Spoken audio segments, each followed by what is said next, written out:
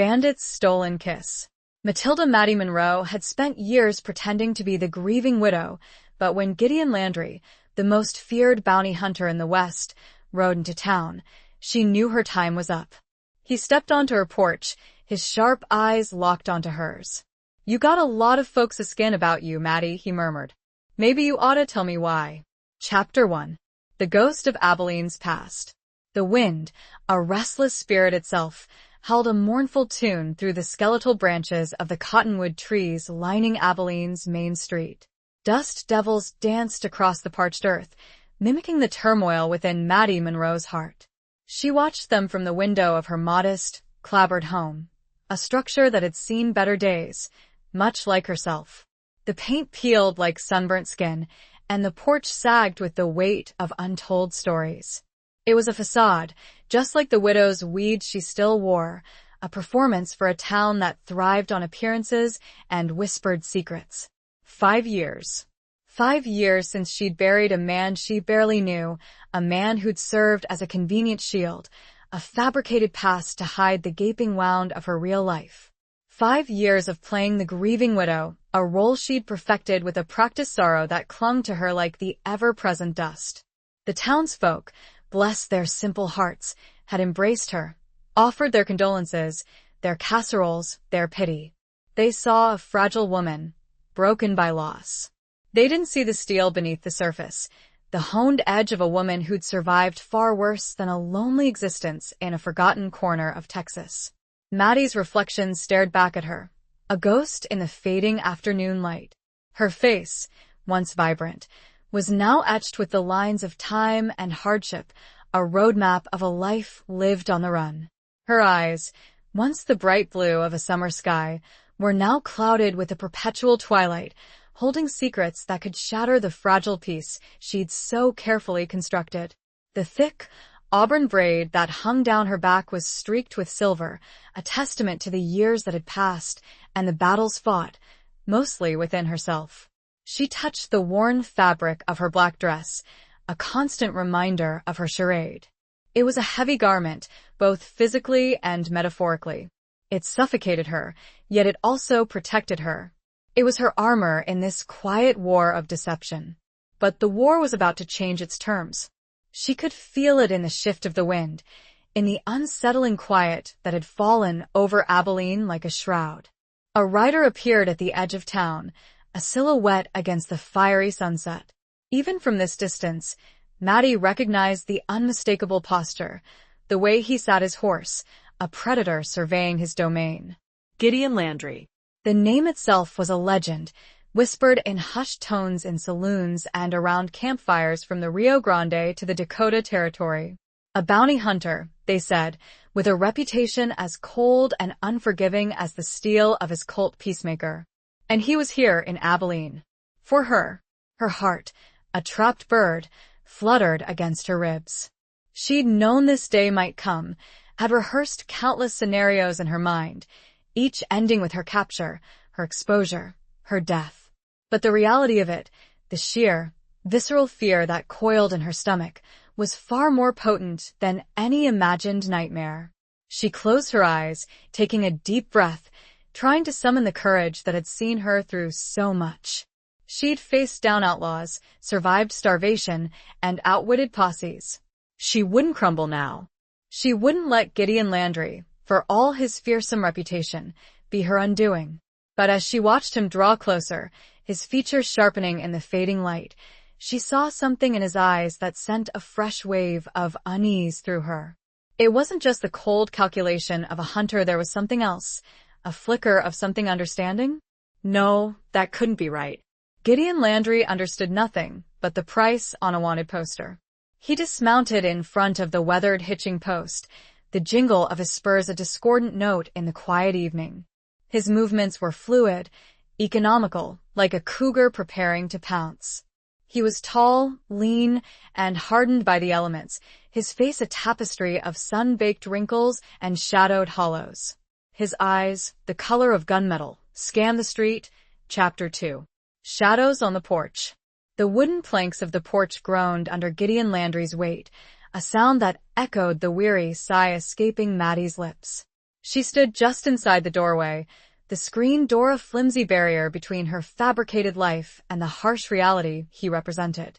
The scent of dust, leather, and something indefinably wild clung to him, a stark contrast to the faint lavender she used to scent her linens, a futile attempt to create an illusion of normalcy. He removed his hat, a gesture of politeness that seemed incongruous with his profession. His hair, the color of dark earth, was streaked with silver at the temples, mirroring her own unwelcome reminders of time's relentless march. It gave him a distinguished air, a deceptive veneer of civility over the steel she knew lay beneath. "Mrs. Monroe?" His voice was a low rumble, a sound that resonated deep within her chest, stirring a fear she'd tried to bury. It was a voice that had likely sent many a man to his grave. "Mr. Landry," she replied, her voice surprisingly steady, a testament to years of practiced deception. She held his gaze, refusing to show the tremor that ran through her. "I wasn't expecting company." A ghost of a smile played on his lips, a fleeting expression that did nothing to soften the intensity of his gaze. "I imagine not. Though word travels fast in these parts, even for a ghost." The word ghost hung in the air between them, a pointed reference to her fabricated past, a challenge she couldn't ignore. She opened the screen door a fraction, a calculated risk. "I don't know what you mean."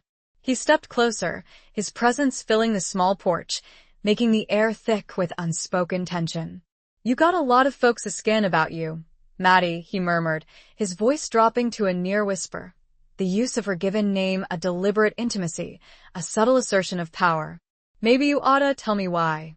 The setting sun cast long shadows across his face, highlighting the sharp angles of his cheekbones and the deep lines etched around his eyes. He looked tired, she realized, not just physically, but soul-weary, as if he carried the weight of every bounty he'd ever collected, every life he'd ever ended. It was a glimpse, a fleeting crack in his armor, and it both terrified and intrigued her. "I'm just a widow, Mr. Landry," she said, clinging to her fabricated identity. "Trying to make a life for myself." "A widow who vanished into thin air 5 years ago," he countered, his eyes searching hers, probing for any sign of weakness. "A widow with no past, no family, no connections. That's a mighty peculiar thing in a town like Abilene." She forced a laugh, a brittle sound that echoed the fragility of her situation. "Small towns and their gossip. I assure you, my life is far less interesting than they make it out to be."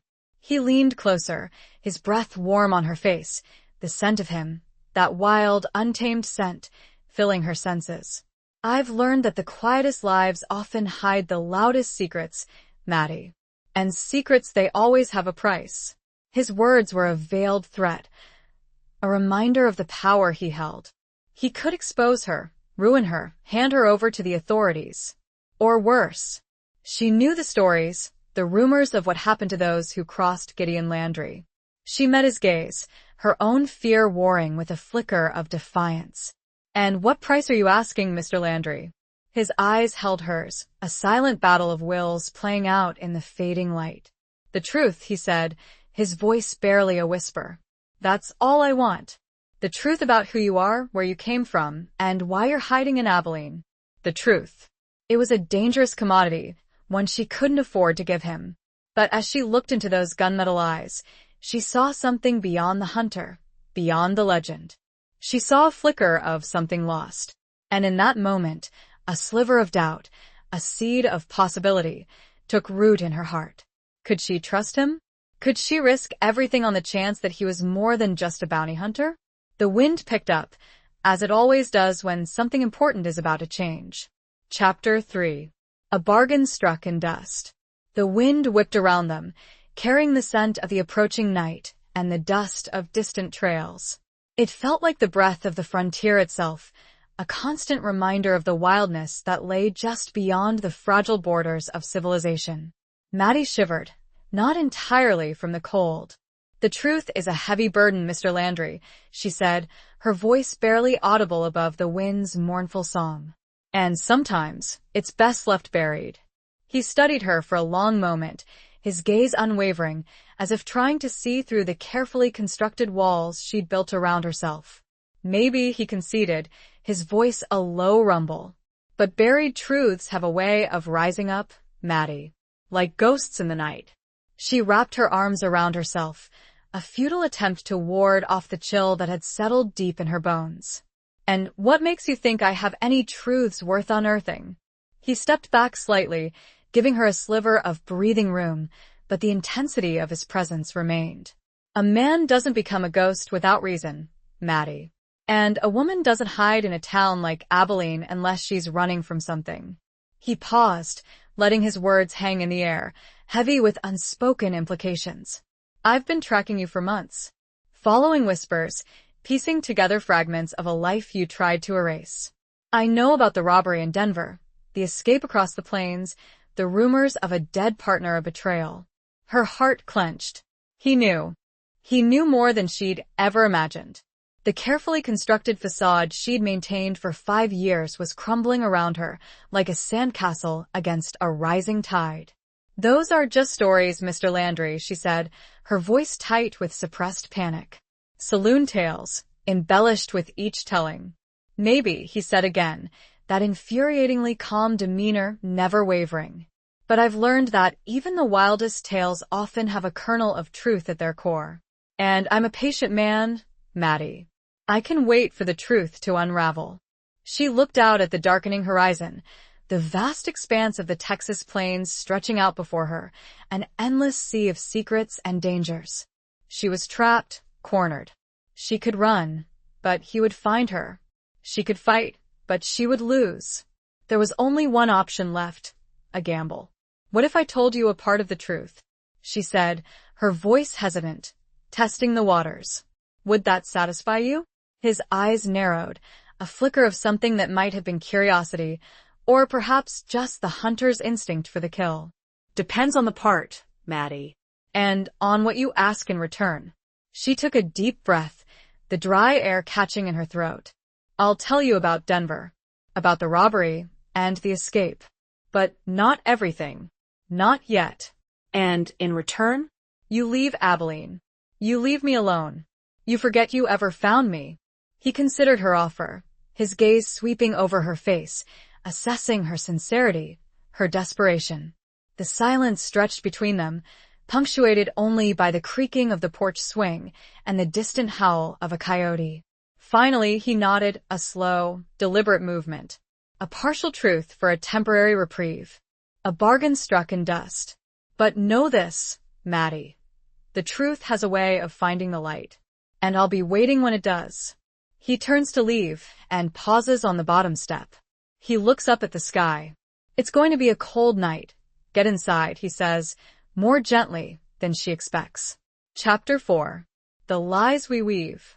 The interior of Maddie's home was a stark contrast to the wildness that swirled outside. A small, oil lamp cast a warm, flickering glow on the simple furnishings, a worn rug, a sturdy wooden table, 2 mismatched chairs, and a narrow bed tucked into the corner. The air was still, heavy with the scent of lavender and the lingering ghost of Gideon Landry's presence. Maddie closed the door, leaning against it for a moment, her heart still racing. She'd made a bargain, a dangerous one, but it was the only option she had. She'd bought herself time, a reprieve, but at what cost? The truth, even a partial one, was a dangerous weapon, and she'd just handed him the hilt. She moved to the table, pouring herself a glass of water from a chipped pitcher. Her hands trembled, betraying the calm facade she'd tried to maintain. She drank deeply, the cool water a temporary balm to her parched throat. She had to think, to plan. She'd revealed enough to pique his interest, to keep him at bay for a while, but she'd also given him a trail to follow. She needed to control the narrative, to lead him down a carefully chosen path, one that would reveal some truths while concealing others. She sat down at the table, pulling a worn leather-bound journal from a drawer. It was her lifeline, her confidant, the repository of her true past, a past she'd meticulously documented and then tried to erase. The pages were filled with her spidery handwriting, a chronicle of her life before Abilene, before she became the grieving widow. She opened the journal to a page marked 5 years earlier. The ink faded, but the memories still vivid. Denver. The robbery. The escape. The betrayal. It all came rushing back, a tidal wave of fear and regret. She'd been young then, reckless, driven by a desperate need to escape a life of poverty and abuse. She'd fallen in with a charismatic outlaw named Jack, a man who'd promised her the world, a man who'd ultimately betrayed her. The robbery had been his plan, a daring heist of a gold shipment destined for the Denver Mint. It had gone wrong, horribly wrong. People had died. She'd fled, barely escaping with her life, leaving Jack behind to face the consequences. She'd carried the guilt of that night with her ever since, a heavy weight on her conscience. She'd changed her name, reinvented herself, tried to bury the past. But the past, like a persistent weed, had a way of pushing through the cracks, threatening to expose her. She closed the journal, the weight of her memories pressing down on her. She couldn't tell Gideon everything. She couldn't tell him about Jack's betrayal, about the blood money she'd carried with her, the money she'd used to start her new life in Abilene. That was a secret she would take to her grave. She would tell him about the robbery, about the escape, but she would paint herself as a victim, a naive woman caught up in a dangerous game. She would omit the details, the nuances, the truths that would condemn her. She would weave a new lie, a more palatable version of the truth, one that would satisfy Gideon Landry, at least for now. A knock echoed, and Maddie froze, her heartbeat kicking into a rapid gallop. She composed herself. It was probably just Mrs. Abernathy, checking on her after seeing Landry. Slowly, Maddie opened the door. It was him. He stood under the porch light, looking far less intimidating in the soft glow. "I forgot to ask," Gideon began, "if you needed anything from town. It will be a while before I can get back." The question and offer shook Maddie. Chapter 5. Trails of Regret and Ruin. His words, so unexpected, so seemingly ordinary, hung in the air, disrupting the carefully constructed narrative she'd been weaving in her mind. She stared at him, caught off guard by the mundane nature of his question. It was a stark contrast to the dangerous game they were playing, a reminder that even in the midst of deception and intrigue, life continued, with its simple needs and everyday concerns. "I know. Thank you," she stammered, her voice barely a whisper. "I have everything I need." He nodded, his gaze lingering on her face, as if searching for something beyond her carefully guarded expression. "All right then," he said, his voice a low rumble. "Just thought I'd ask." He turned to leave, and she almost let him go, almost retreated back into the safety of her fabricated world. But something stopped her, a flicker of something she couldn't quite define. Perhaps it was the unexpected kindness in his voice, or the weariness she'd glimpsed in his eyes, or maybe it was just the desperate need for human connection, a need she'd suppressed for so long. "Mr. Landry," she said, her voice stronger this time, her resolve hardening. He stopped, turning back to face her, his expression questioning.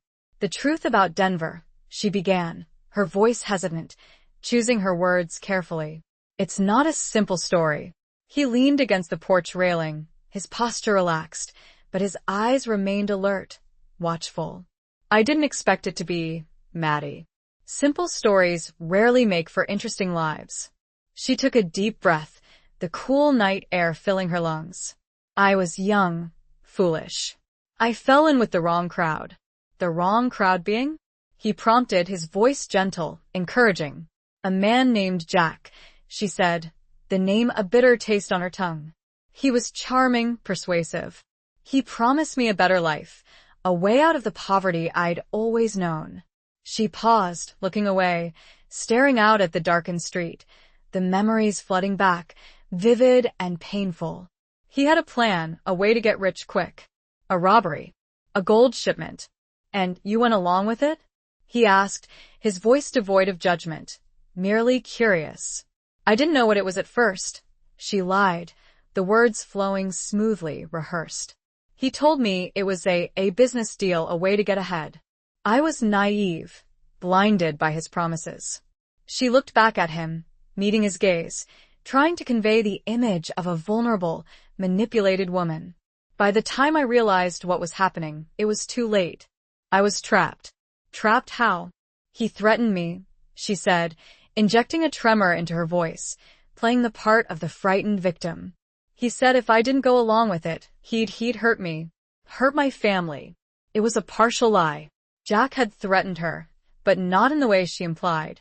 He'd threatened to expose her past, a past even more shameful than the robbery itself. So you went along with it, he said, his voice still neutral, observing. I had no choice, she whispered, the words laced with a carefully crafted despair. It all happened so fast. The robbery, it went wrong. People got hurt. I ran. She paused, letting the silence hang heavy between them, allowing the weight of her fabricated sorrow to settle upon him. I ran as far as I could, she continued, her voice barely above a whisper. I changed my name, tried to forget it all. I ended up here, in Abilene, hoping to start over. He was quiet for a long time, his gaze fixed on the horizon. Finally he spoke. And Jack? Maddie felt a pang. She needed to choose her words.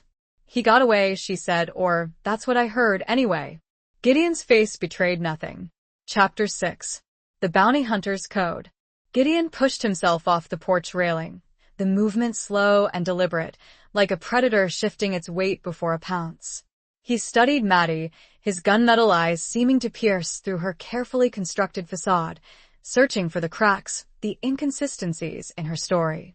Got away, he repeated, his voice flat, devoid of any inflection that might betray his thoughts.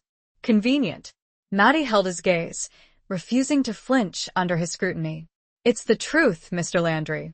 As much of it as I'm willing to tell. He nodded slowly, acknowledging her statement, but not necessarily accepting it. I understand, he said. Trust is a rare commodity in these parts, especially for a man in my profession. He stepped closer, his presence filling the small space between them, the scent of dust and leather a tangible reminder of the dangerous world he inhabited. But I also have a code, Maddie. A code I live by. She raised an eyebrow, a flicker of curiosity, perhaps even a hint of challenge, in her expression. A code? I thought bounty hunters were only interested in the reward. A ghost of a smile touched his lips, a fleeting expression that did nothing to soften the intensity of his gaze. Some, maybe, but I believe in justice, Maddie. Not just the law's version, but true justice. The kind that weighs a man's actions, his motivations, his regrets. He paused, his eyes searching hers, as if trying to gauge the depth of her own regrets, the weight of her own conscience. I believe everyone deserves a chance at redemption, even those who've made mistakes, even those who've run from their past. His words resonated with her, striking a chord deep within her soul. It was a sentiment she'd longed to hear, a glimmer of hope in the darkness of her self-imposed exile. But she couldn't afford to trust him, not yet. Not completely. And what does your code say about me, Mr. Landry? She asked, her voice steady, betraying none of the turmoil within. He considered her question for a moment, his gaze unwavering. It says you're hiding something, Maddie. That much is clear. But it also says you're not a killer. Not at heart. You were caught up in something you didn't understand, something that spiraled out of control. He paused, his voice dropping to a near whisper. It says you're a survivor, Maddie. And survivors, they deserve a second chance. His words were a balm to her wounded spirit, a soothing whisper in the storm of her life. But they were also a trap, a subtle invitation to lower her guard, to reveal more than she intended.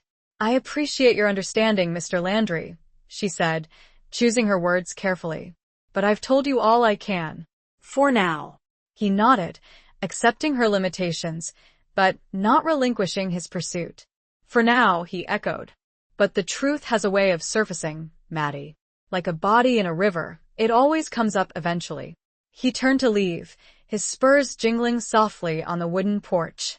He paused at the edge of the steps, looking back at her, his silhouette framed against the faint glow of the rising moon. I'll be staying at the boarding house, he told her, a few doors down, just in case you change your mind about needing anything. Or about the truth. Maddie watched as Landry's strong stride carried him. She needed him gone, so she could gather her thoughts. But she also didn't want him to go, a truth she couldn't admit to herself. Chapter 7. Whispers in the Saloon. The Lucky Spur Saloon was Abilene's beating heart, a place where weary travelers, dusty cowboys, and gossiping townsfolk converged to drown their sorrows, celebrate their fortunes, or simply escape the monotony of frontier life. The air was thick with the mingled scents of stale beer, cheap whiskey, and sweat, a pungent aroma that was both familiar and comforting. Gideon Landry sat at a corner table, nursing a glass of rye, his eyes scanning the room, observing the ebb and flow of humanity. He'd chosen this spot deliberately, a vantage point that allowed him to see everyone without being seen, a habit honed by years of tracking down men who didn't want to be found. The saloon was bustling, the usual Friday night crowd amplified by the lingering buzz of his arrival in town. Whispers followed him, curious glances darted his way, the weight of his reputation preceding him like a shadow. He ignored them, focusing instead on the conversations swirling around him, sifting through the chatter for any mention of Maddie Monroe. He'd learned more about her in the past few hours, gleaned from discreet inquiries at the general store, the livery stable, and the boarding house. She was a quiet woman, they said, kept to herself, rarely ventured out except for church on Sundays and the occasional trip to the market. A model widow, grieving the loss of her husband, a man no one seemed to remember. It was a carefully constructed facade, he knew, a web of lies designed to conceal a past far more complex and dangerous. But the cracks were there, subtle inconsistencies that hinted at a hidden truth. The way she avoided eye contact, the slight tremor in her hands when she accepted her mail, the way she flinched at the sound of a gunshot during a drunken brawl outside the saloon the previous week. He took a sip of his rye, the fiery liquid burning a path down his throat. He was a patient man, he reminded himself. He could wait for the truth to emerge, piece by piece, like a mosaic slowly taking shape. But he was also a man of action, and the waiting was starting to wear on him. He overheard snippets of conversation, fragments of gossip that painted a picture of Abilene's social landscape. The mayor's wife was having an affair with the blacksmith, the banker was embezzling funds, the sheriff was in the pocket of a wealthy rancher. The usual small-town dramas, petty betrayals, and hidden resentments. And then he heard it. A hushed conversation between two cowboys at the bar, their voices low, conspiratorial. Heard she's got a stash of gold hidden somewhere, one of them said, his words slurred with drink. From that robbery back east. Nah, that's just a rumor, the other scoffed. She's just a sad, lonely widow. Maybe, the first one persisted. But I saw her once, down by the creek, digging around like she was looking for something. And she looked scared, like she was afraid someone was watching. Gideon's interest peaked. Gold. It was a powerful motivator, a common thread in many of the stories he'd heard about Maddie's past. It was a possibility he hadn't fully considered, a missing piece of the puzzle. He finished his drink, setting the glass down on the table with a decisive thud. It was time to pay another visit to Mrs. Monroe. He had a feeling she had more to tell him, more secrets to reveal. And he was determined to uncover them, one way or another. As he stood, a figure emerged from the shadows, a man he'd spoken to briefly earlier that day. Sheriff Brody. Chapter 8. Beneath a Sky of Secrets. Sheriff Brody was a man built for the frontier, his body thick and sturdy, like an old oak tree weathered by countless storms. His face was a roadmap of hard living, etched with deep lines and a perpetual squint, the result of years spent staring into the unforgiving glare of the Texas sun. His eyes, though, were sharp and alert, missing nothing, a trait that had likely kept him alive in a town where law and order were often blurred lines. Landry, Brody greeted, his voice a gravelly rasp, his tone neutral, neither welcoming nor hostile. Didn't expect to see you here. Just getting acquainted with the town, Sheriff, Gideon replied, his voice equally measured. And its inhabitants. Brody nodded slowly, his gaze sweeping over the saloon, taking in the scene with a practiced eye.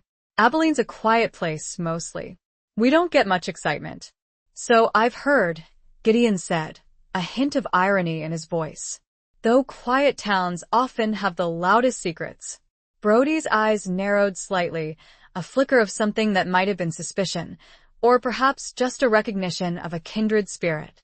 And what secrets might you be looking for, Landry? Just the truth, Sheriff, Gideon replied, his gaze unwavering.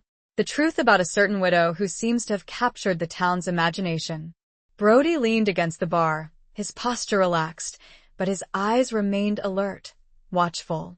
Maddie Monroe. She's a good woman, Landry. Been through a lot.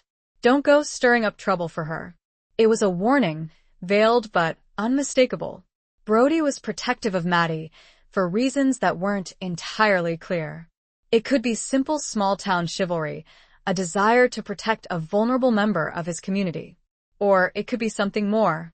I'm not looking for trouble, Sheriff, Gideon said, his voice calm, reassuring. Just answers. And I have a feeling Mrs. Monroe has some she's not sharing. Maybe she has her reasons, Brody countered, his voice hardening slightly. Maybe some things are best left buried. Maybe, Gideon conceded. But buried secrets have a way of festering, Sheriff. Like a wound that never heals. And sometimes, they need to be brought to light, to be cleansed. He paused, his gaze holding Brody's, a silent challenge passing between them.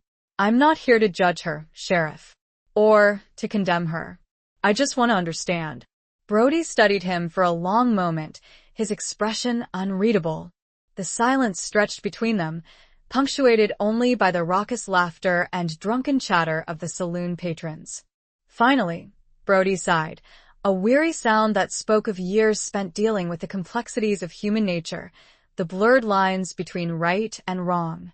Just be careful, Landry, he said, his voice low, a warning and a plea. Some secrets are best left undisturbed. For everyone's sake. Brody pushed himself away from the bar, his movement stiff, as if the weight of his responsibilities, his secrets, were pressing down on him. I'll be seeing you around, he said, his tone noncommittal. Gideon watched him go, his mind racing. Brody's warning had only strengthened his resolve. There was more to Maddie Monroe's story than he'd imagined, a deeper mystery that involved not just her, but the sheriff himself. He makes his way outside, the cool, night air washing his face. He looks up at the canvas of brilliant stars. He thinks of Maddie, alone in her house, and feels a stirring of something he hasn't in a long time. Chapter 9. The Price of Freedom. The walk back to Maddie's house was short, but the distance felt vast, the quiet streets of Abilene transformed into a landscape of shadows and unspoken anxieties. The moon, a silver crescent in the inky sky, cast long, distorted shadows that danced like phantoms, mimicking the turmoil within Gideon's heart. He found her on the porch, wrapped in a thick shawl, staring out at the night. She didn't seem surprised to see him, as if she'd been expecting him, anticipating his return. The porch swing creaked softly as she swayed back and forth, a rhythmic counterpoint to the beating of his own heart. Couldn't sleep? He asked, his voice a low rumble in the stillness of the night. She shook her head, her gaze fixed on the horizon, where the darkness seemed to swallow the stars. Too many ghosts, she said, her voice barely a whisper. They come out at night. He stepped onto the porch, the wooden planks groaning under his weight, a familiar sound that grounded him, a small anchor in the swirling sea of uncertainty. He leaned against the railing, respecting her space, but his presence, his proximity, filled the small porch with a palpable tension. Ghosts of the past? He asked, his voice gentle, probing. She nodded, her auburn braid, streaked with silver, catching the moonlight. They never really leave us, do they? They linger in the shadows, whispering reminders of our mistakes, our regrets. He knew about ghosts. He carried his own, the faces of men he'd brought to justice, the lives he'd ended, the choices he'd made. They haunted his dreams, whispered in the wind, a constant reminder of the price of his profession. We all have ghosts, Maddie, he said, his voice heavy with a shared understanding. It's what we do with them that matters. She turned to him then, her eyes, clouded with a perpetual twilight, meeting his. And what do you do with yours, Mr. Landry? He considered her question, the weight of his past pressing down on him. I try to make amends, he said, his voice raw, honest. I try to find justice, not just for the victims, but for the perpetrators, too. I try to understand what led them down that path, what choices they made, what demons they faced. He paused, his gaze searching hers, seeking a connection, a shared understanding. I try to find redemption, Maddie. For them and for myself. His words resonated with her, striking a chord deep within her soul. It was a sentiment she'd longed to hear, a glimmer of hope in the darkness of her self-imposed exile. She'd spent so long running from her past, hiding from her ghosts, that she'd forgotten the possibility of redemption, of forgiveness. And, do you think redemption is possible? She asked, her voice hesitant, vulnerable. Even for someone like me? He stepped closer, his hand reaching out, hovering over hers, a silent offer of comfort, of connection. He didn't touch her, not yet, respecting the boundaries, the fragile trust that was slowly building between them. I believe it is, Maddie, he said, his voice a low murmur, a promise whispered in the darkness. But it comes at a price. The price of truth, of facing your demons, of accepting the consequences of your actions. She looked down at his hand, so close to hers, the warmth of his presence a tangible force. She longed to reach out, to grasp that hand, to find solace in his strength, his understanding. But she hesitated, fear warring with desire, the weight of her secrets holding her back. The price of freedom, she said, repeating the phrase as a question. The night seemed to hold still, every cricket, every breath held in the balance. Gideon nodded. Chapter 10. Echoes of a Forgotten Life. Maddie finally lifted her hand, placing it gently in his. His skin was rough, calloused, the hand of a man who'd spent his life outdoors, wrestling with the harsh realities of the frontier. But his touch was surprisingly gentle, a comforting warmth that spread through her, chasing away the chill of the night. Tell me, Maddie, he said, his voice a low murmur, his thumb stroking the back of her hand, a subtle gesture that sent shivers down her spine. Tell me about the life you left behind. She closed her eyes, taking a deep breath, the scent of him, dust and leather, and something indefinably wild, filling her senses. It was a dangerous request, a step into the unknown, but she was tired of running, tired of hiding.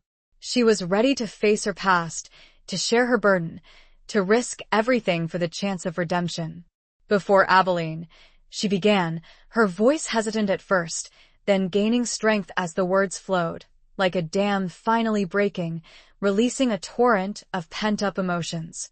Before I became Mrs. Monroe, I was someone else. She told him about her childhood, a bleak existence on a struggling farm in Missouri, the endless toil, the constant hunger, the abusive father who taught her to fear and distrust. She told him about her escape, her desperate flight to the city, her naive dreams of a better life. She told him about Jack, the charismatic outlaw who'd swept her off her feet, promising her adventure, excitement, a way out of her miserable existence. She described his charm, his persuasive words, his ability to manipulate and deceive. She confessed her own complicity, her willingness to ignore the warning signs, to be blinded by his promises. She spoke of the robbery, the chaos, the fear, the bloodshed. She described the moment she'd realized the true cost of her choices, the moment she'd seen the innocent blood spilled, the moment she'd decided to run. She omitted the details, the nuances, the truths that would condemn her. She didn't tell him about the money, the blood money she'd taken, the money that had financed her new life in Abilene. She didn't tell him about Jack's betrayal, the way he'd abandoned her, left her to face the consequences alone. But she told him enough. Enough to paint a picture of a woman trapped by circumstance, a victim of her own naivete, a survivor who'd made mistakes, but who also deserved a second chance. Gideon listened patiently, his hand holding hers, his presence a steady anchor in the storm of her confession. He didn't interrupt, didn't judge, didn't condemn. He simply listened, offering her the silent support, the understanding she'd craved for so long. As she spoke, the moon climbed higher in the sky, bathing the porch in a soft, silvery light. The shadows seemed to recede, replaced by a sense of peace, a fragile tranquility that she hadn't felt in years. When she finished, the silence stretched between them, heavy with unspoken emotions. She looked at him, her eyes searching his, seeking a sign, a glimmer of hope. "Thank you," Gideon said quietly, squeezing her hand. He stood and drew her up with him. He gazed into her eyes, and Maddie felt a deeper connection than she ever thought possible. He pulled her into his embrace, and a sob escaped Maddie. She realized it was the first time she'd allowed herself such vulnerability. Chapter 11. The Unforgiving Frontier. The embrace lingered, a haven of warmth and comfort in the vast, unforgiving landscape of their shared secrets. Maddie felt his strength, his steadiness, a grounding force that calmed the storm within her. She hadn't realized how much she'd craved human touch, the simple solace of another's presence, until this very moment. He pulled back slightly, his hands framing her face, his thumbs gently wiping away the tears that had traced paths down her cheeks. His eyes, usually so guarded, were filled with a tenderness that took her breath away. "It's all right, Maddie," he murmured, his voice a soothing balm to her wounded soul. "You're safe now." But even as he spoke the words, a distant gunshot shattered the stillness of the night, a stark reminder of the dangers that lurked just beyond the fragile sanctuary of their embrace. It was a sound she'd grown accustomed to in Abilene, a town where violence was as common as the dust that swirled through its streets.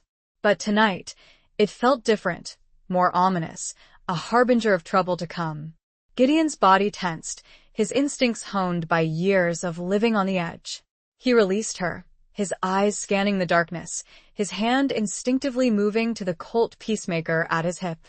"Stay here," he said, his voice sharp, commanding, the gentle lover replaced by the hardened bounty hunter. "Lock the door." He moved swiftly, silently, disappearing into the shadows, a protector vanishing into the night. Maddie watched him go, her heart pounding in her chest, a mixture of fear and admiration swirling within her. She wanted to call him back, to beg him to stay, but she knew he wouldn't. He had a code, a duty, a purpose that transcended their newfound connection. She retreated into the house, locking the door behind her, the heavy wooden bolt a flimsy barrier against the dangers that lurked outside. She peered through the window, her eyes straining to see through the darkness, searching for any sign of Gideon. The town was suddenly alive with activity. Shouts echoed through the streets, lanterns flickered, casting eerie shadows that danced like demons. The sound of running footsteps, the clatter of horses' hooves, the occasional burst of gunfire, all painted a picture of chaos and violence. She didn't know what was happening, but she knew it was connected to her past, to the secrets she'd tried so desperately to bury. The ghosts had returned, and they were no longer content to whisper in the shadows. She paced the small room, her mind racing, trying to make sense of the situation. Had someone discovered her true identity? Had Jack returned, seeking revenge? Or was it something else entirely, something she hadn't anticipated?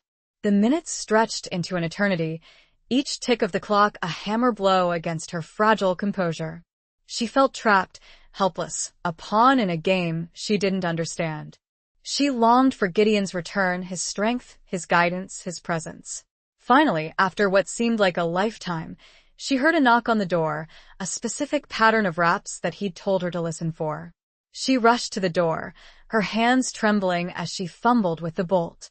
She threw open the door, relief flooding through her as she saw Gideon standing there, his face grim, his clothes dusty, but otherwise unharmed. He looked at Maddie, really seeing the terror in her eyes.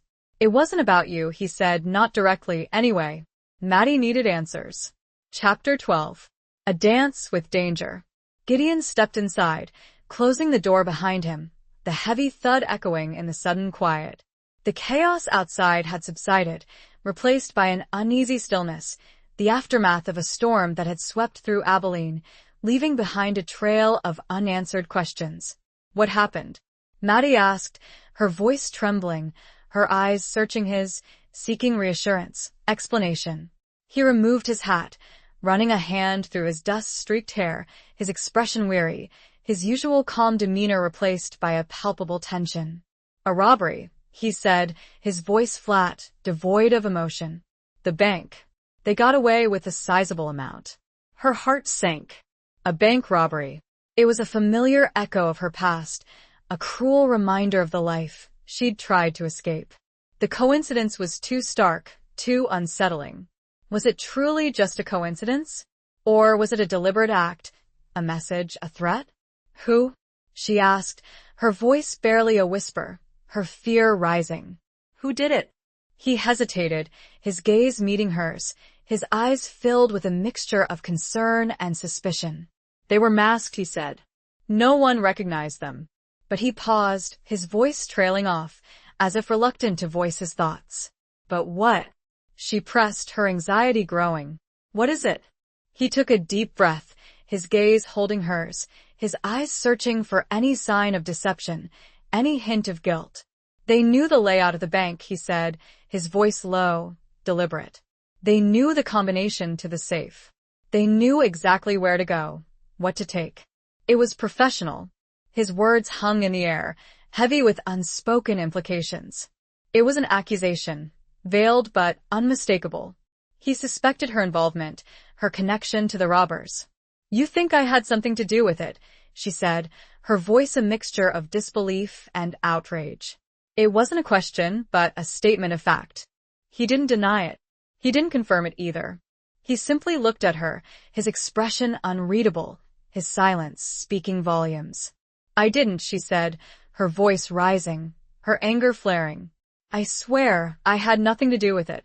He remained silent, his gaze unwavering, his doubt a palpable presence in the small room. She stepped closer, her hands clenched into fists, her frustration boiling over. You believe me, don't you? She asked, her voice pleading, desperate. After everything I've told you, after everything we've shared, you still think I'm capable of this? He finally spoke, his voice low, his words measured. I don't know what to believe, Maddie, he said. I want to believe you. But the evidence, it's circumstantial, I know, but it's also compelling. He paused, his gaze softening slightly, a flicker of compassion in his eyes. Tell me the truth, Maddie, he said, his voice gentle, persuasive. Tell me everything. Help me understand. It was a plea, a challenge, an invitation. He was offering her a chance, a way out, but it was also a trap. If she confessed, she risked everything. If she lied, she risked losing his trust, his respect, perhaps even his protection. The room seemed to sway, and Maddie grabbed the table for purchase. I need some air, she said, her voice raspy. Without a word, Gideon followed her back out onto the porch. It was there, under the soft glow of the moon. They began a delicate dance. A dance that would reveal everything. Eventually. Chapter 13. Heartbreak Mesa. The night air was cool and crisp, a welcome contrast to the stifling tension that had filled the small house. Maddie leaned against the porch railing, her gaze fixed on the distant horizon, where the dark silhouette of Heartbreak Mesa loomed against the starlit sky. It was a fitting backdrop for her current turmoil, a landscape that mirrored the rugged terrain of her own heart. That mesa, Gideon said, his voice breaking the silence, his presence a comforting weight beside her. They call it Heartbreak Mesa. Do you know why? She shook her head, her eyes still fixed on the distant landmark. I've heard stories, she said, her voice a soft murmur. Tales of lost love, broken promises, shattered dreams. He nodded, his gaze following hers, his silhouette outlined against the faint glow of the moon. It's a place where people go to escape, he said.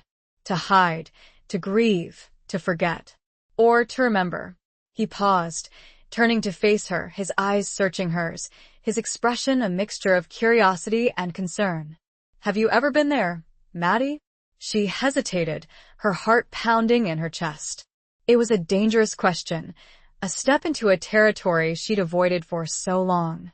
Heartbreak Mesa was a place of significance to her, a place tied to her past, to her secrets. Once, she admitted, her voice barely a whisper, the memory a bittersweet ache in her soul. A long time ago, with Jack. He asked, his voice gentle, probing, but also understanding. She nodded, unable to speak, the name a bitter taste on her tongue. The memories flooded back, vivid and painful, a kaleidoscope of emotions, love, betrayal, fear, regret.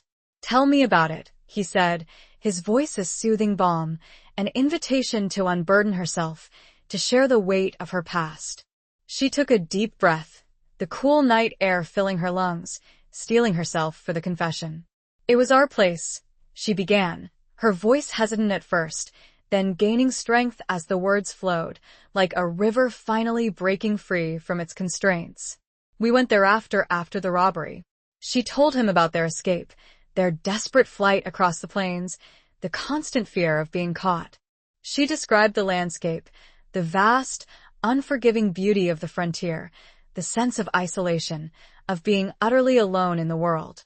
She spoke of their arrival at Heartbreak Mesa, a secluded spot overlooking a deep canyon, a place where they'd planned to hide, to regroup, to start a new life.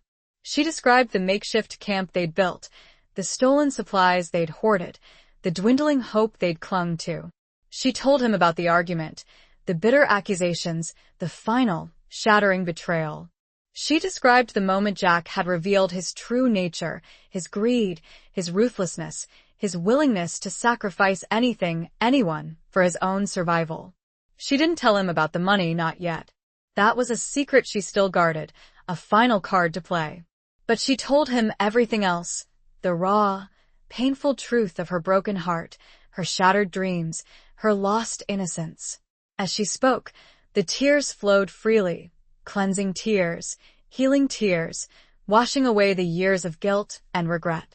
Gideon listened patiently, his hand finding hers, his touch a silent reassurance, a comforting presence in the midst of her emotional storm.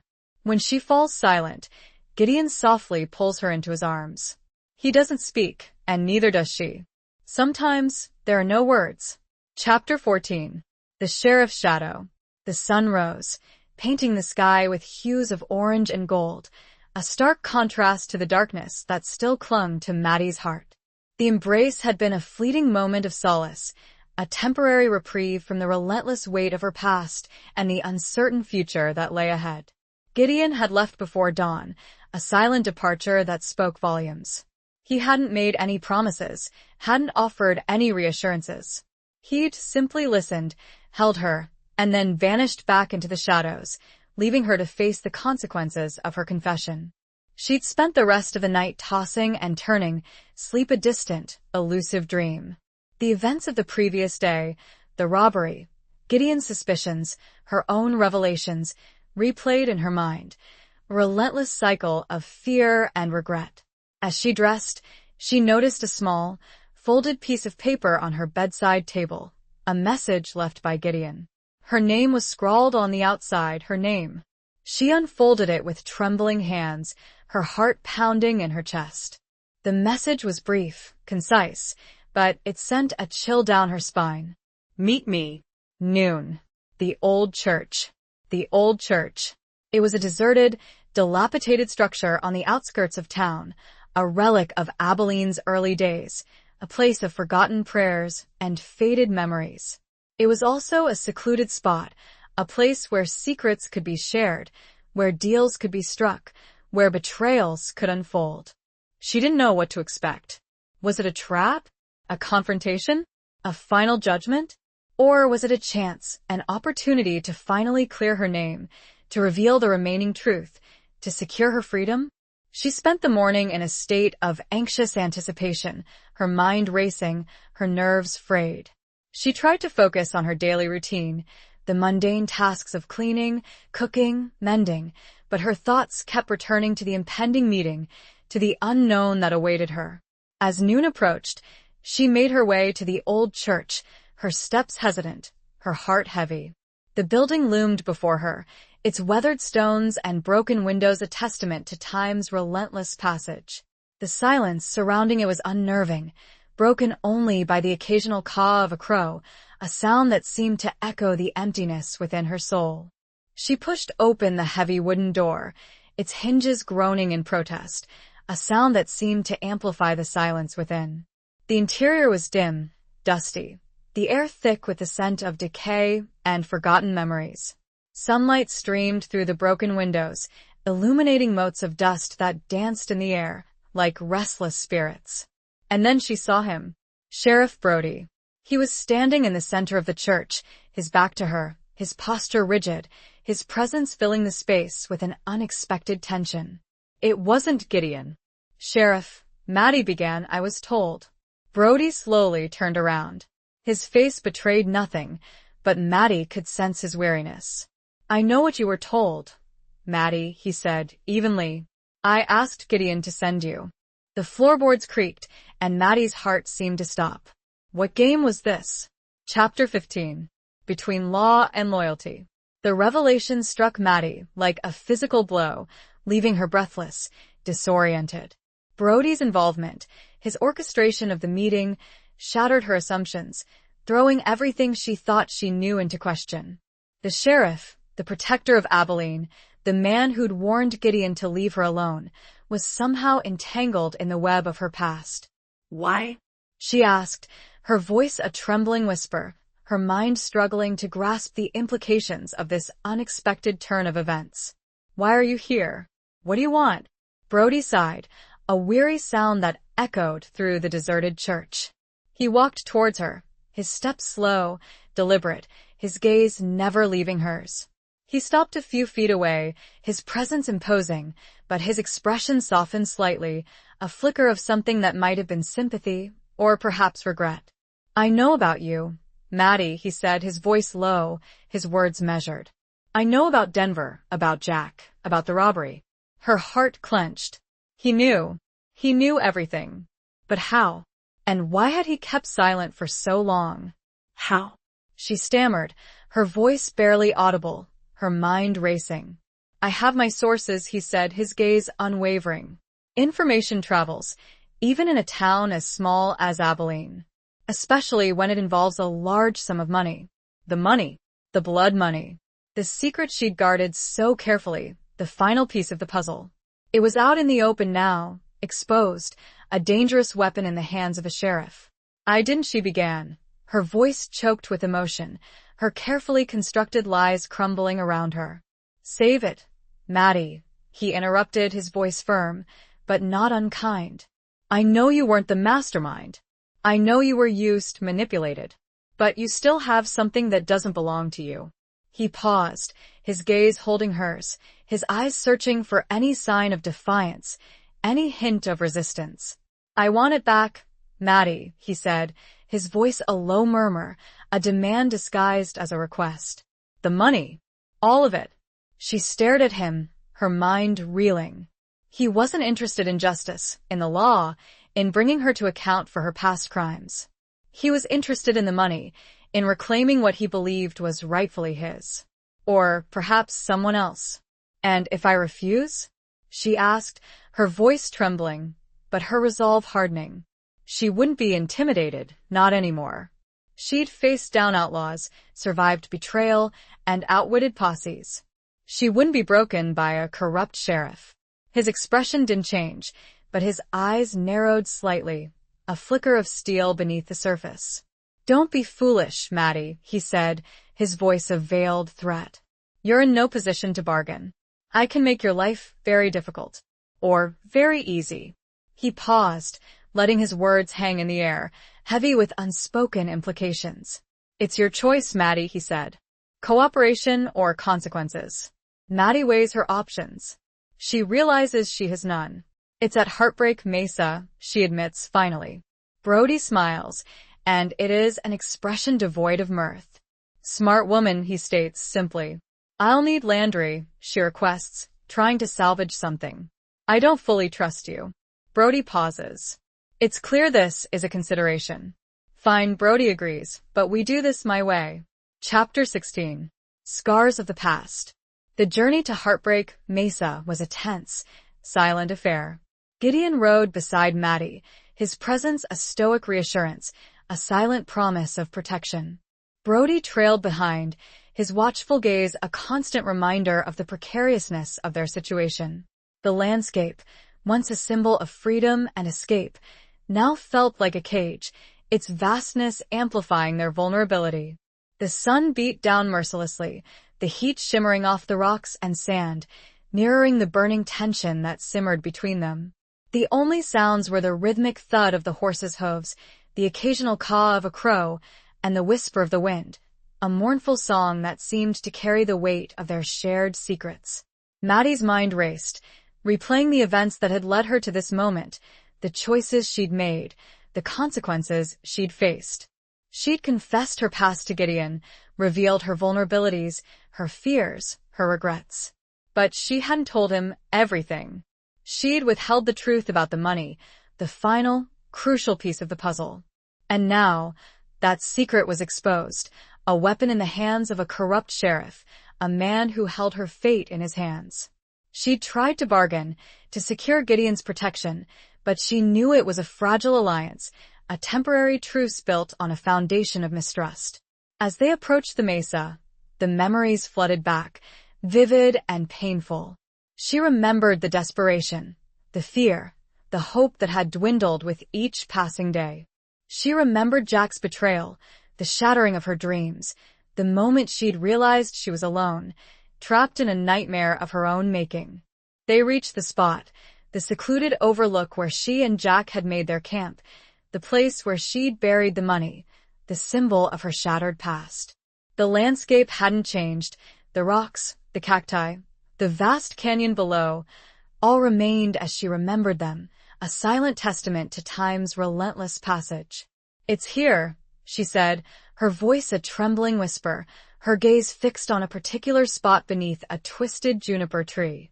Under the rocks, Brody dismounted, his movements stiff, his eyes narrowed, his hand never far from his gun. He gestured to Gideon, a silent command to start digging. Gideon met Maddie's gaze, his expression unreadable, his eyes filled with a mixture of concern and suspicion. He hadn't spoken a word since Brody had revealed his involvement, his silence a heavy weight between them. She didn't know what he was thinking, what he was planning, but she hoped, she prayed, that he would still stand by her. He began to dig, his movements strong, efficient, the muscles in his arms rippling beneath his shirt. The sound of metal scraping against rock echoed through the stillness, a jarring counterpoint to the whisper of the wind. As the hole grew deeper, Maddie's anxiety mounted. The money was there, she knew it, but what would happen once it was unearthed? Would Brody keep his word? Would he let them go? Or would he betray them, as Jack had betrayed her? Finally, Gideon struck something solid. A wooden chest, bound with iron, its surface scarred and weathered. He lifted it from the hole, the weight of it substantial, a tangible representation of the greed, the betrayal, the bloodshed that had surrounded it. Brody's eyes lit up, a flicker of triumph in his gaze. He stepped forward, his hand outstretched, ready to claim his prize. But as he reached for the chest, Gideon moved, faster than Maddie thought possible. He shoved the chest toward Maddie and drew down on Brody. "That's far enough, Sheriff," Gideon said, his voice ice. Chapter 17. Redemption's Call. The air crackled with tension, the sudden shift in power dynamics a palpable force. Brody froze, his hand hovering over the chest, his eyes narrowed, his expression a mixture of surprise and fury. He hadn't expected Gideon's defiance, hadn't anticipated his willingness to protect Maddie, to betray his own kind. "Landry," Brody growled, his voice a low threat. "You're making a mistake. A big one." "Maybe," Gideon replied, his voice calm, unwavering, his gun steady in his hand. "But I'm not going to stand by and watch you take what isn't yours." "It's not hers either," Brody countered, his gaze shifting to Maddie, his eyes filled with a mixture of contempt and accusation. "She's a thief, a liar, a fugitive. She's a survivor," Gideon said, his voice firm, his gaze never leaving Brody's. "And she deserves a chance to make things right." Maddie stared at Gideon, her heart pounding in her chest, a mixture of gratitude and disbelief swirling within her. He was defending her, risking his own life, his own reputation, to protect her. He'd seen through her lies, her deceptions, her carefully constructed facade, and yet, he still believed in her potential for redemption. "Put the gun down, Landry," Brody said, his voice hardening, his hand moving slowly towards his own weapon. "Don't make me do this." "I'm not afraid of you, Brody," Gideon replied, his voice unwavering. "I've faced down worse than a corrupt sheriff." The standoff stretched, the silence punctuated only by the whisper of the wind, the beating of their hearts, the unspoken threat of violence. Maddie felt trapped, caught between two powerful forces, her fate hanging in the balance. "It doesn't have to be this way," she said, her voice trembling, her gaze shifting between Gideon and Brody. "There's enough money for everyone. We can share it, walk away, start over." It was a desperate plea, a final attempt to avoid bloodshed, to find a peaceful resolution. But it was also a lie. She knew there was no sharing, no starting over. There was only the truth, the consequences, the reckoning. Brody laughed, a harsh, cynical sound that echoed through the canyon. "You still don't get it, do you, Maddie?" He said. "It's not about the money. It's about power. It's about control. It's about justice." He paused, his gaze locking with hers, his eyes filled with a cold, calculating intensity. "And justice will be served," he said, his voice a low growl. "One way or another." He drew his gun, his movements swift, decisive. Gideon fired, a deafening roar that shattered the stillness. Brody staggered, his hand clutching his chest, his eyes wide with surprise and pain. He stumbled, falling to his knees, his gun clattering on the rocks. Maddie screamed, a primal sound of terror and anguish. It was over.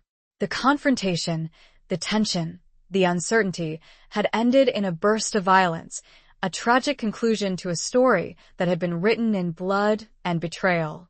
Gideon lowered his weapon, his expression grim, his eyes filled with a mixture of regret and resignation. He'd done what he had to do, what he believed was right, but the cost was heavy, the burden of another life taken weighing upon his soul. Maddie stared at Brody. It was over, but somehow a new burden had just begun. Chapter 18. A showdown at dusk. The silence that followed the gunshot was deafening, broken only by the ragged breathing of the three figures silhouetted against the dying embers of the day. Brody lay on the ground, his lifeblood staining the dust, a stark testament to the brutal realities of the frontier. Gideon stood motionless, his gun still smoking, his face a mask of grim determination and weary resignation. He'd killed a man, a lawman, albeit a corrupt one. It was a line he'd crossed before, but it never got easier, never felt less heavy. Maddie stared at the scene, her mind numb, her body trembling. She'd witnessed violence before, had been a part of it, but this felt different, more personal, more devastating. It was the culmination of her past, the final reckoning for her choices, her mistakes, her lies. "We need to go," Gideon said, his voice low, urgent, breaking the silence. "Now." He holstered his gun, his movements swift, efficient, his instincts honed by years of living on the edge. He knew they were exposed, vulnerable, targets for anyone who'd been allied with Brody, anyone who sought revenge, anyone who craved the money. Maddie didn't argue, didn't hesitate. She knew he was right. They had to disappear, vanish, become ghosts once more. But this time it would be different. This time they would be together. She knelt beside the chest, her hands trembling as she opened it. The gold gleamed in the fading light, a tempting lure, a symbol of greed and betrayal. But it held no appeal for her now, no power, no promise of a better life. "Leave it," Gideon said, his voice firm, his gaze meeting hers. "It's not worth it." She hesitated, her fingers lingering on the cold metal. It was a fortune, enough to start over, to build a new life, to escape the shadows of her past. But it was also blood money, tainted by violence, by deceit, by death. She closed the chest, the heavy thud echoing in the stillness. She stood up, her gaze meeting Gideon's, her eyes filled with a mixture of resolve and regret. "You're right," she said, her voice steady, her decision made. "It's not worth it." They turned to leave, to walk into the unknown, to forge a new path, to seek redemption together. But as they took their first step, a voice stopped them, a familiar voice, filled with a chilling calm. "Not so fast," the voice said. They turned, their hearts pounding in their chests, their eyes scanning the shadows. A figure emerged from behind a large boulder, a silhouette against the fading light. It was Jack. He was holding a rifle, aimed directly at them. Well, Jack said, a smirk playing on his lips. "Look what we have here. The happy couple. And a chest full of gold. How convenient." His presence, his reappearance, was a shock, a twist of fate that neither of them had anticipated. The past had returned, not as a whisper, but as a roar, a threat that could destroy everything they'd hoped for. "Jack," Maddie breathed, finally. Jack moved closer. His cold eyes assessed Gideon, and then he turned to Maddie. "I knew I'd find you eventually," he said, simply. Chapter 19. The Truth Unveiled. Jack's presence was a ghost made flesh, a specter from Maddie's past resurrected to haunt her present. He hadn't aged well. The charming facade he'd once presented had crumbled, revealing the cruel, calculating predator beneath. His eyes, once filled with a seductive warmth, were now cold and hard, devoid of any emotion save for greed and a simmering resentment. "I always knew you'd run," Jack said, his voice a low growl, his gaze fixed on Maddie, his rifle steady in his hands. "But I never thought you'd take my money." "It was never yours, Jack," Maddie replied, her voice trembling, but her resolve hardening. "It was blood money, stolen from innocent people." He laughed, a harsh, cynical sound that echoed through the gathering dusk. "Sentimentality. Maddie, that doesn't suit you. You were always a survivor, a pragmatist." Just like me. "I'm not like you," she said, her voice filled with disgust, her eyes meeting his unflinching. "I never was." He shrugged, his smirk widening, his gaze shifting to Gideon, assessing him, calculating his threat. "Looks like you've found yourself a new protector," he said, his voice dripping with sarcasm. "A bounty hunter, no less. How ironic." "He's more than that," Maddie said, her voice firm, her gaze unwavering. "He's a good man. Something you wouldn't understand." Jack's eyes narrowed, a flicker of anger in their depths. "Don't get sentimental on me, Maddie," he said, his voice a low threat. "It doesn't become you. Now hand over the chest, and maybe I'll let you both live." "You won't kill us, and you know it," Maddie said, surprising herself with the words. "You'll need us to get clear out of here." It was a lie. She knew he was capable of anything. Gideon remained silent, his body tense, his hand hovering near his gun, his eyes watching Jack, calculating his every move. He knew this was a dance of death, a delicate balance between words and violence, a game where one wrong move could be fatal. "Don't be so sure, Maddie," Jack hissed. "I've done it before." He stepped closer, his rifle aimed directly at Gideon's heart. "Now, are you going to hand it over, or do I have to kill him and take it from you?" The tension stretched, the silence punctuated only by the whisper of the wind, the beating of their hearts, the unspoken threat of imminent violence. Maddie felt trapped, cornered, her past and present colliding in a deadly showdown. "There's something you should know, Jack," Maddie said, her voice shaking. "Something I never told you." Jack hesitated, a flicker of doubt in his eyes. Maddie knew this was her only play. "That money. It wasn't all there when I took it," she said, the words tumbling out in a rush. "What are you talking about?" Jack snapped, impatiently. "The gold. Some of it was fake," Maddie managed. "Lead. Painted gold. Brody knew. The bank knew. It was a setup, even before you got there. It was a gamble, a desperate attempt to sow discord, to create an opening, to shift the balance of power." Jack's eyes narrowed. He glanced at Gideon and then back at Maddie. He didn't know what to believe. Taking advantage of the confusion, Gideon moved. Quick as lightning, Gideon struck Jack's rifle away and grappled him to the ground. Chapter 20. The final confrontation of hearts and horizons. The struggle was brief, brutal, a whirlwind of dust and grunts and the sickening thud of flesh against flesh. Gideon, despite his age, was still a formidable opponent, his years of experience honing his instincts, his strength fueled by a righteous anger and a fierce determination to protect Maddie. Jack, weakened by years of hard living and fueled by a desperate greed, was no match for Gideon's calculated fury.